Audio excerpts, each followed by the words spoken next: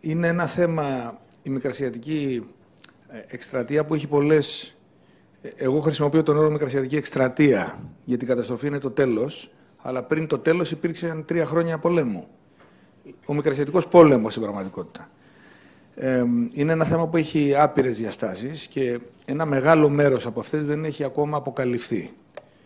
Και η δουλειά των ιστορικών δεν είναι να επαναλαμβάνουν μηχανικά και παπαγαλιστεί αυτά που έχουν ακούσει. Και η δουλειά των ιστορικών επίσης δεν είναι να εντάσσουν σε ιδεολογικά σχήματα τα ιστορικά γεγονότα. Διότι στην Ελλάδα έχουμε υποφέρει από αυτό, από την ιδεολογικοποίηση της ιστορίας, η θεωρία της εθνογένειας του Γκέλνερ, ο ιμπεριαλιστικός πόλεμος στη Μικρά Ασία και άλλες τέτοιες ανοησίες.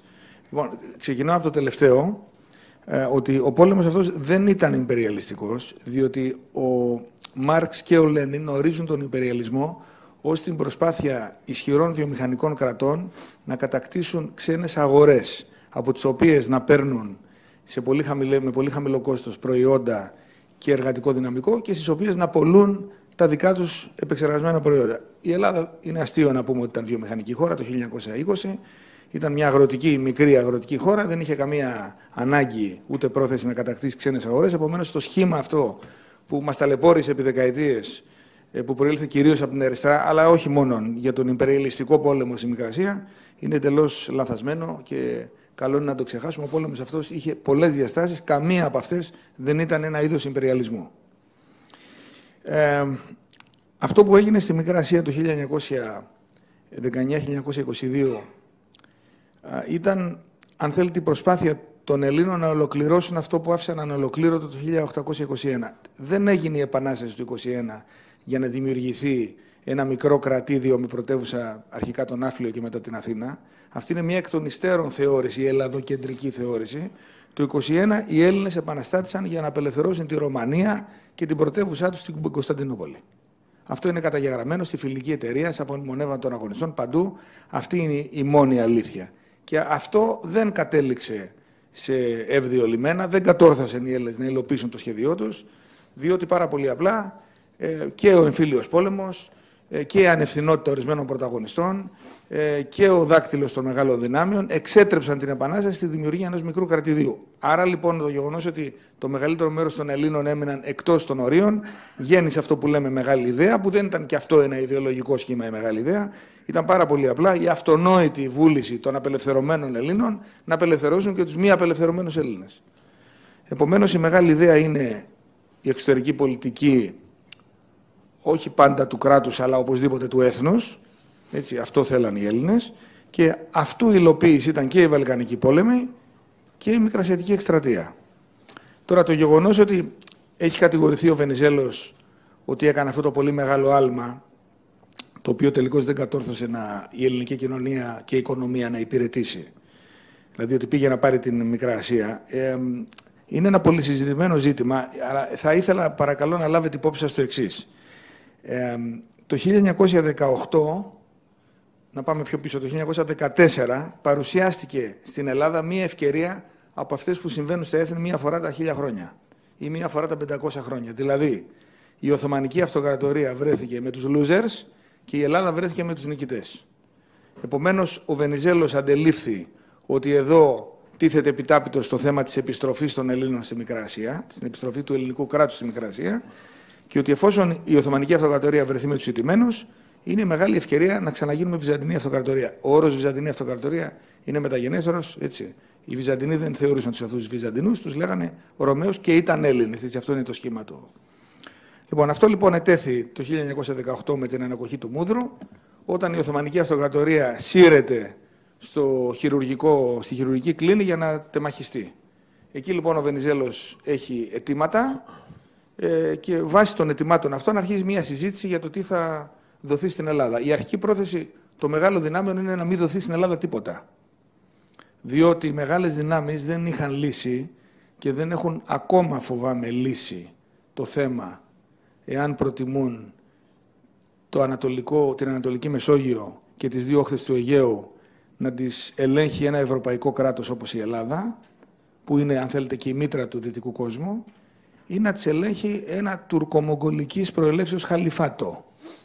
Τότε και σήμερα κάτι αντίστοιχο, έτσι, κεμαλική Τουρκία, η οποία και αυτή εκφυλίστηκε σε αυτό που ήταν πριν γίνει το κεμαλικό κράτος. Δηλαδή πάλι σε ένα κράτος το οποίο έχει τέτοια χαρακτηριστικά, χαλιφάτου.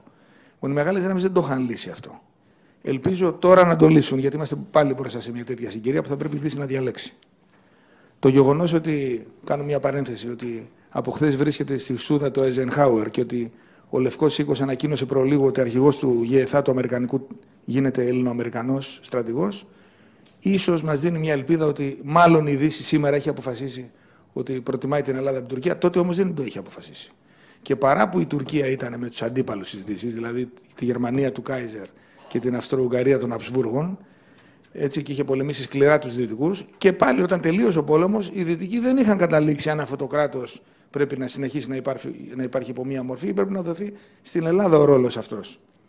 Επομένως, ο Βενιζέλος βλέπει αυτή την ευκαιρία και αντιλαμβάνεται ότι δεν θα υπάρξει άλλη. Αυτή είναι για μένα η από ελληνικής πλευράς αρχική αφετηρία της Μικρασιατικής εκστρατείας.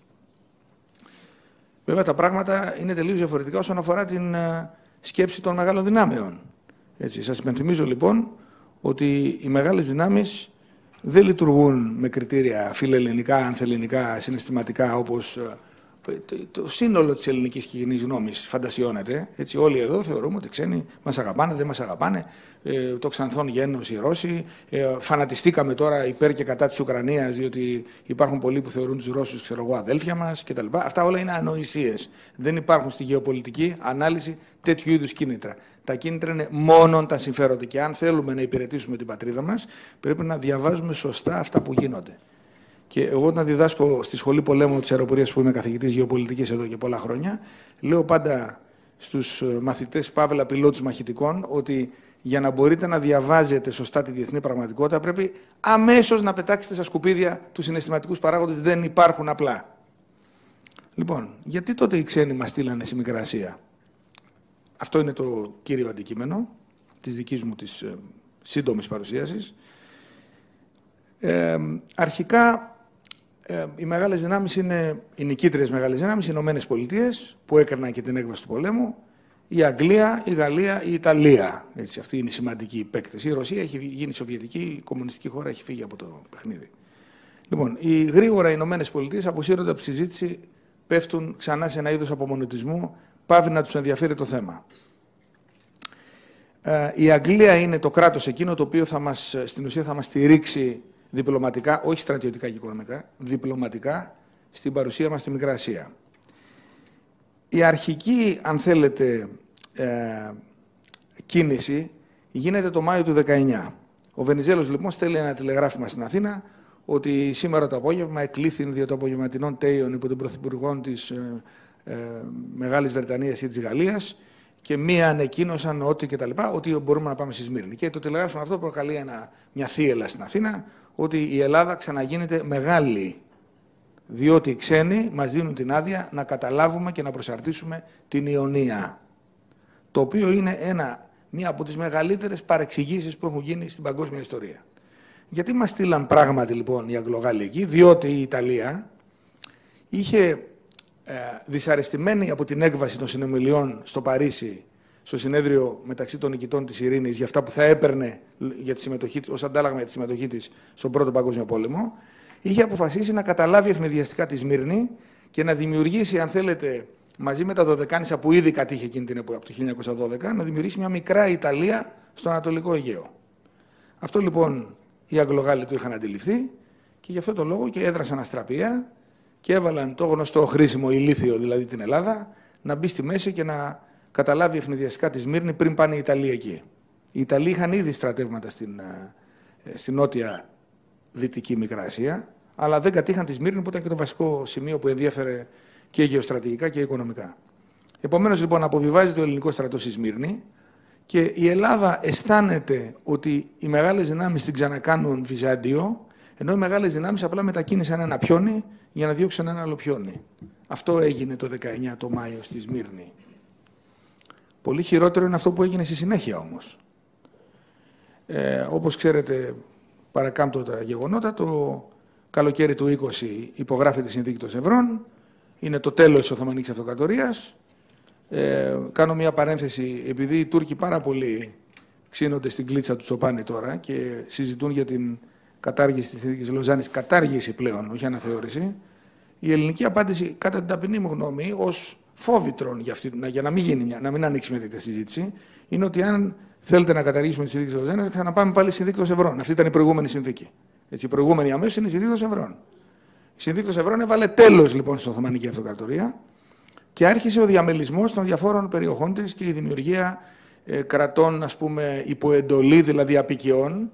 Έτσι, η Συρία υπογαλλική εντολή, ο Λίβανος υπογαλλική εντολή, η Παλαιστίνη υποβρετανική εντολή και το Ιράκ υποβρετανική εντολή. Το Ιράκ είχε πολύ μεγάλη σημασία, διότι στο Ιράκ βρίσκονταν τα πετρέλαια της Μοσούλης.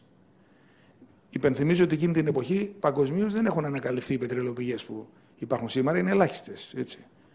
Υπάρχουν μόνο, ξέρω εγώ, στο Τέξας κάποιες πετρελαιοπηγές. Λοιπόν, η Μοσούλη λοιπόν είναι ο τροφοδότης του παγκόσμιου καπιταλισμού, της παγκόσμιας οικονομίας.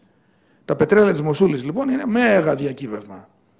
Οι Τούρκοι τα έχουν ανακαλύψει από την εποχή του Αβδούλ Χαμίτ, δηλαδή από το 1890 έχουν βρει ότι υπάρχουν εκεί πετρέλαια.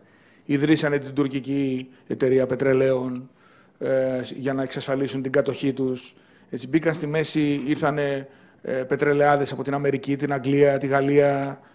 Υπήρχε δηλαδή πολύ μεγάλη συζήτηση. Λοιπόν, όταν τελείωσε ο Πρώτος Παγκόσμιος Πόλεμος, οι Γάλλοι έφυγαν από τη μέση με αντάλλαγμα το Ρουρ, δηλαδή τη ζώνη της Δυτικής Γερμανίας που είχε πολλές βιομηχανίες και ζήτησαν από τους Άγγλους, δώστε μας το Ρουρ και να πάρετε εσείς τα πετρέλαια της Μοσούλης. Και έτσι τελείωσε η ενδοσημαχική διαπραγμάτευση, ξεκαθαρίστηκε ότι αυτό είναι, ας πούμε, περιοχή υπό αγγλικό έλεγχο. Οι Άγγλοι όμως έπρεπε στη συνέχεια να διασφαλίσουν την κατοχή της περιοχής αυτής και την ενσωμάτωσή της στο Ιράκ. Το Ιράκ είναι μια περιοχή που δημιουργήθηκε τότε με 3 Οθωμανικά βιλαέτια, της Βασόρας, της Βαγδάτης και της Μοσούλης. Έτσι. Άρα το βόρειο μέρος ήταν αυτό που ενδιέφερε. Και η Βαγδάτη ως πρόσβαση προς τον Περσικό κόλπο. Λοιπόν, όμως, στον Πρώτο Παγκόσμιο Πόλεμο είχαν σκοτωθεί 10 εκατομμύρια άνθρωποι. Θηριώδης αριθμός. Δεν ήταν δυνατόν να στείλει η Αγγλία στρατεύματα στη Μοσούλη για να την καταλάβει. Θα μου πείτε από ποιον κινδυνεύει η Μοσούλη? Από τον Κεμάλ. Διότι τότε λοιπόν εκείνη την εποχή εμφανίζεται στο προσκήνιο ο Κεμάλ, ο οποίος είναι ένας Οθωμανός στρατηγός, καταγγέλει τον Σουλτάνο ως μειοδότη, κάνει επανάσταση εναντίον του Σουλτάνου. Θα σας τα πει ο κύριος Σταθακόπουλος αυτά αναλυτικά. Και συγκροτεί στη Μικρά Ασία ατάκτους και τους μεταβάλλει σε στράτευμα οργανωμένο και αρχίζει την εθνική αντίσταση εναντίον Γάλλων, Ιταλών, Άγγλων, Ελλήνων. Και όχι μόνο αυτό, ο Κεμάλ είναι ένας αντίστατος άνθρωπος, ο οποίος σκότωσε πολλούς ξένους. Σκότωσε Άγγλους και Γάλλους ο Κεμάλ. Δηλαδή τους έστειλε μήνυμα ότι εγώ σκοτώνω. Δεν είμαι μαζί σας. Να κάνουμε διαπραγμάτευση, αλλά όχι με τους όρους σας. Ο Κεμάλ, έτσι. Κορυφαία φυσιογνωμία για τη χώρα του. Λοιπόν, επομένως οι Άγγλοι πρέπει να στείλουν στρατεύματα στη Μοσούλη. Αλλά δεν υπάρχουν στρατεύματα. Έχει τελειώσει ο πόλεμος. Οι περισσότερες οικογένειες στην Αγγλία θρηνούν θύματα. Αποκλείεται η Βουλή η Αγγλική να ψηφίσει νόμο, απόφαση αποστολή στρατευμάτων στη Μέση Ανατολή εκείνη την εποχή. Επομένως, εδώ απαιτείται και πάλι ένας χρήσιμος ηλίθιος, ο οποίος βέβαια πρέπει να έχει κίνητρο. Γιατί για να πάει να πολεμήσει ένα Ελληνάκι 18 χρονών από τους Γαργαλιάνους Μεσσηνίας, ας πούμε, στο Αφιόν Καραχισάρτη, χρειάζεται κίνητρο. Δεν πάει έτσι κανείς. Το κίνητρο υπάρχει. Είναι μεγάλη ιδέα. Το μόνο έθνος που έχει κίνητρο να πολεμήσει τη Μικρά Ασία είναι το ελληνικό. Διότι θεωρείται η Μικρά Ασία, ο μέσος Έλληνας στην εποχή εκείνη, απολεσθέν εθνικό έδαφος, χαμένη πατρίδα κτλ. Κάνω εδώ μία στάση για να σας πω ότι τι δουλειά είχαμε εμείς, γράφει ο Γιώργος Βλάχος, στους μιναρέδες της Κιουτάχιας. Λοιπόν, η απάντηση δίδεται στην τελευταία απογραφή που έγινε στην Μικρά Ασία, την οποία δημοσιεύει ο Γεώργιος Καλέρης σε ένα βιβλίο του «Λαοί και φυλέ της Μικράς Ασίας».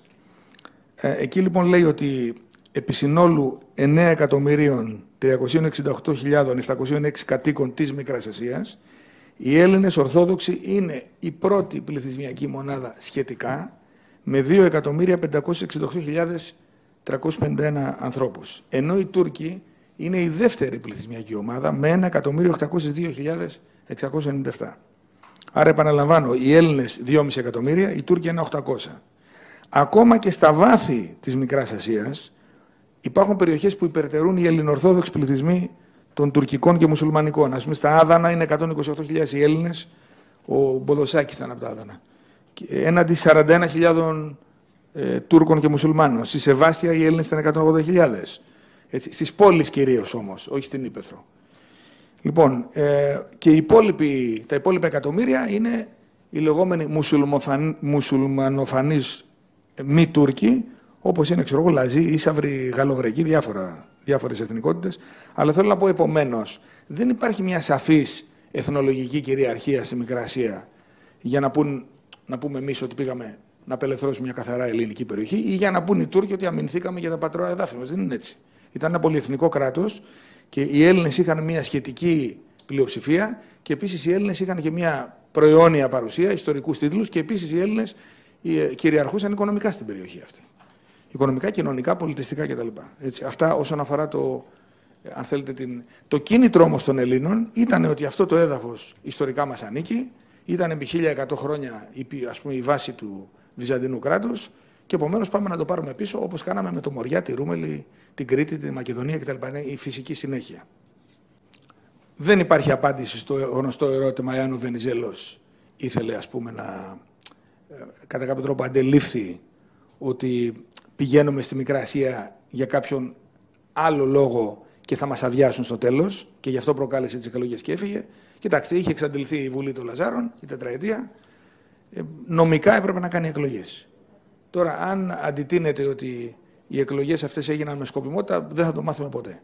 Πάντως, το αποτέλεσμα που ξέρουμε είναι ότι ο Βενιζέλος συνετρίβει στις εκλογές αυτές της 1ης Νοεμβρίου του 2020, γύρισε ο βασιλιάς πίσω και από εκεί και πέρα, από το Δεκέμβριο του 20 μέχρι τον Αύγουστο του 22, κυβερνά η παράταξη Ηνωμένη Αντιπολίτευση, είναι διάφορες αντιβενιζελικές, ας πούμε, μερίδες, κόμματα κτλ. Το μεγαλύτερο μέρος καλύπτεται από την Πρωθυπουργία Γούναρη, έτσι ξεκινάει με κυβέρνηση Ράλη, Καλογερόπουλου, μετά έχουμε το Γούναρη από το Μάρτιο του 2021, ο οποίος περίπου μένει μέχρι τον Απρίλιο του 2022. Ακολουθεί ο τραγικός πρώτο Παπαδάκης, ο Στράτος, και τελικά η κυβέρνηση Τριανταφυλάκου είναι αυτή που, επί της οποίας ολοκληρώνεται η μικρασιατική καταστροφή. Λοιπόν, δεν θα μιλήσω για τις ευθύνες του Γούναρη, είναι πάρα πολύ μεγάλες. Ήταν ένας εξωπραγματικός άνθρωπος, ο οποίος δεν αντελήφθη καν, είχε και κομματική εμπάθεια, αλλά κυρίως δεν αντελήφθη καν αυτό που γινόταν στη Μικρά Ασία.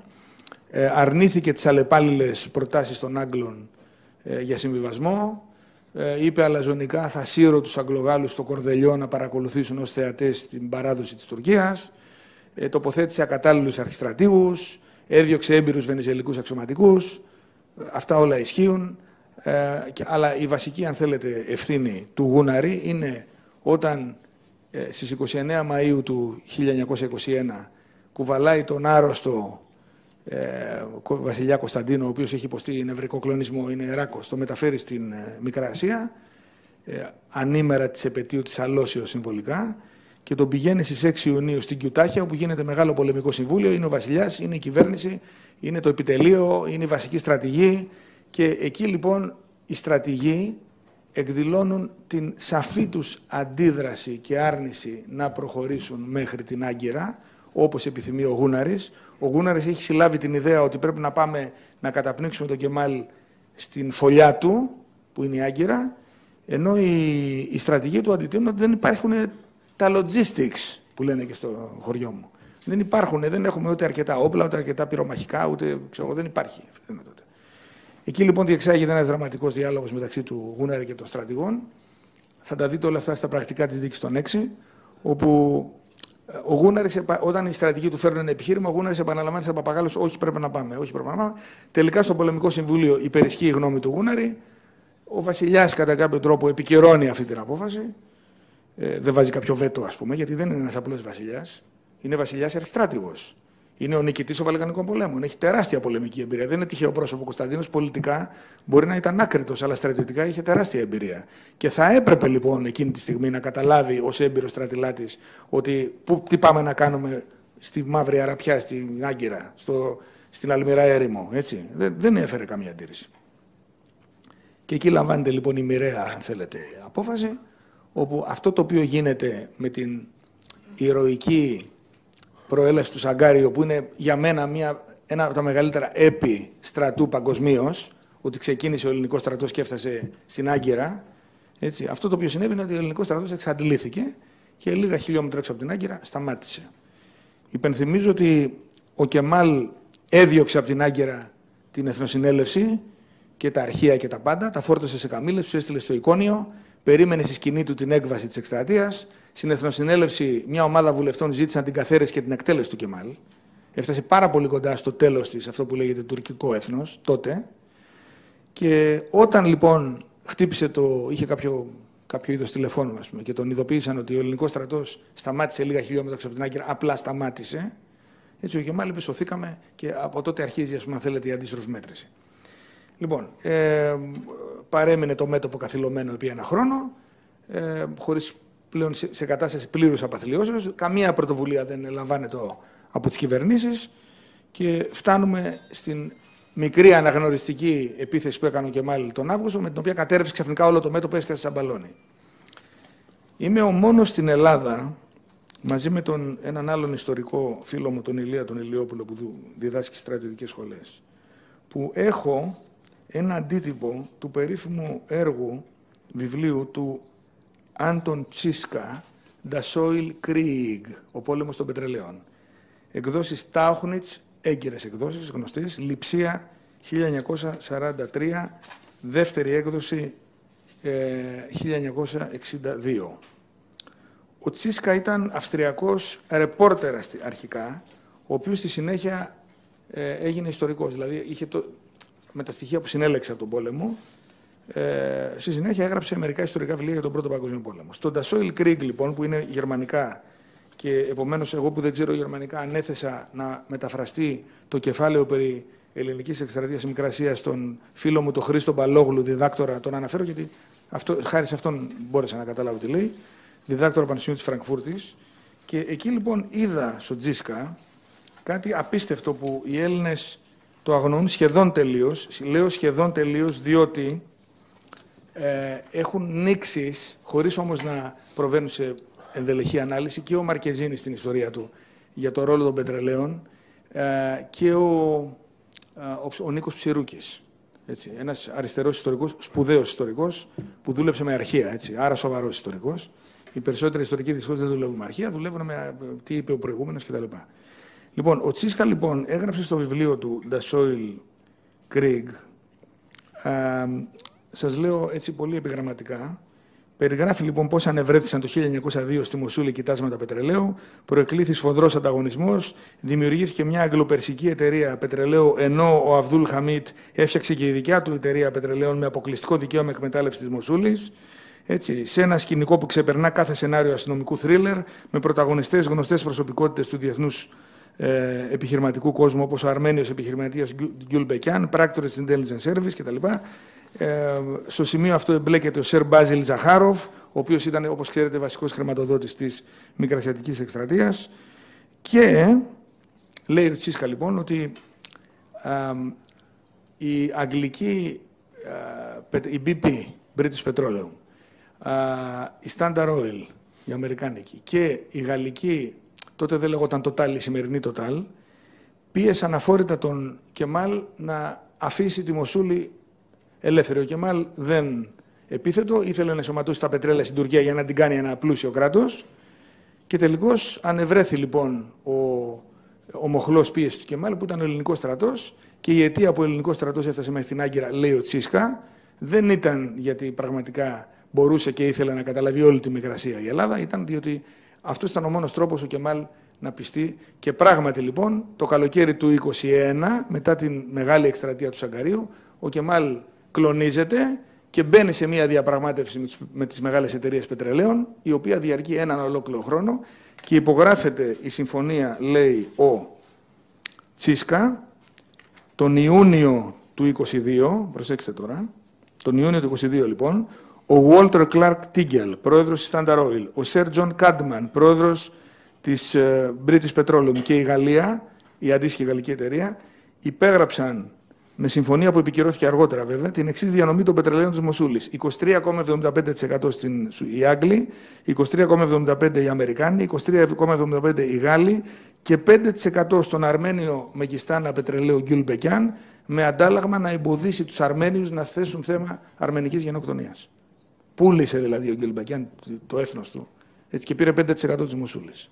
Εντάξει. Λοιπόν,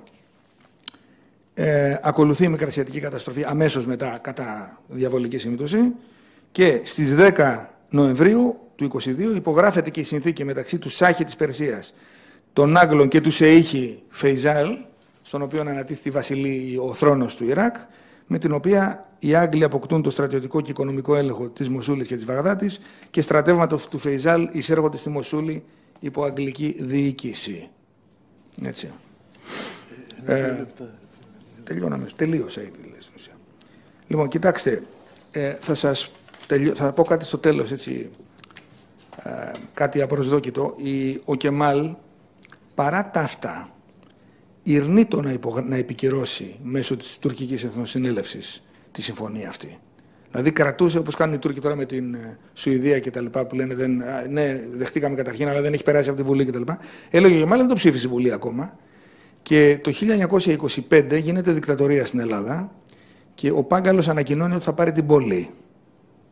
Και ο Κεμάλ υποχωρεί και εισάγει στη Βουλή προς ψήφιση το νομοσχέδιο για την Μοσούλη και το οποίο ψηφίστηκε το 1928. Ελπίζω να διέλυσα κάποιες από τις συναισθηματικού τύπου προσεγγίσεις του θέματος της Μικρασιατικής Εκστρατείας. Σας ευχαριστώ. Θα τελειώσω με ένα περιστατικό, γιατί ξέρετε όλα αυτά έχουν τεράστιες επιπτώσεις. Αυτή η γενιά των βετεράνων της Μικράς Ασίας, οι παππούδες της δικής μου γενιάς δηλαδή, έτσι, όσοι γύρισαν πίσω, είχαν αυτό που σήμερα λέμε μετατραυματικό σοκ. Την εποχή εκείνη δεν τα ξέραμε αυτά. Θα σας πω μόνο το εξής. Ο αδελφός του παππού μου σκοτώθηκε στο Καλέ Γκρότο, τον θερήσανε με πολυβόλο. Ο πρώτος του ξάδελφος, τον οποίο τον γνώρισα, τον Γεώργιος Δημητρακόπουλος από την Τρίπη Λακωνίας, έφερε πίσω στην οικογένειά μας, έφερε το φυλαχτό του.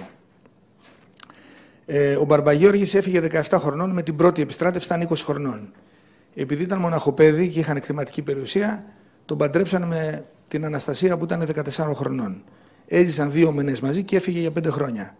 Το 22 το φθινόπωρο γύρισε πίσω, καραβοτσακισμένος, ψυριασμένος, πληγωμένος, 5 χρόνια πολεμούσε, συνέχεια.